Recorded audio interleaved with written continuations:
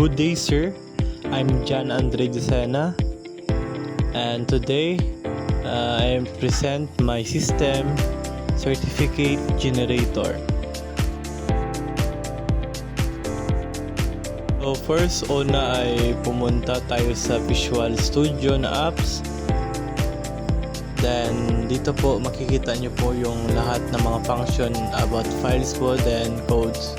Then pindutin po natin yung terminal, which is para ma-open po natin yung website.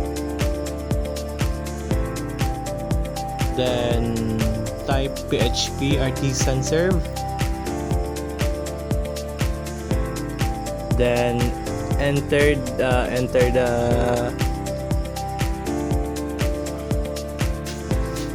then wait lang po natin yung link, then control enter po yun natin yung link, then yan po lumabas. At ito po yung whole system po na ginawa, which is certificate generator. So dito po is magsa-sign in na po tayo. Yan po, then sign in. Dito po yung makikita nyo po yung dashboard ko po. So dyan po is may nagawa na po ako ng mga certificate. Then meron po tayong dito po tayo magagawa ng customize natin na certificate. Then yung records po na ginawa natin certificate. Then the last yung template ng certificate. Then balik tayo sa dashboard. Then gagawa tayo ng customized na certificate. So click new certificate. Then yan po. Yan. Academic level. Laurel. Then type po natin kung anong recipient name yung lalagay natin sa certificate. Then event title, which is example lang po yan, sir. Recognition day. Then yung the date. Then yung certificate description. Example lang po yan. lang po.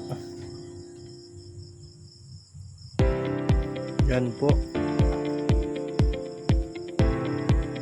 Then sa color din po, mako-customize din po natin kung anong gusto natin na kulay ng certificate po. Any color po, kahit ano po. Yung sa border, text, accent, then background color. Yan. Then pwede din po tayo maka-add ng logo, signature, then background. Yan po. Then pwede i-generate certificate na po natin. Then yan po yung ginawa natin or kinustomize natin na certificate. So after that, pupunta tayo sa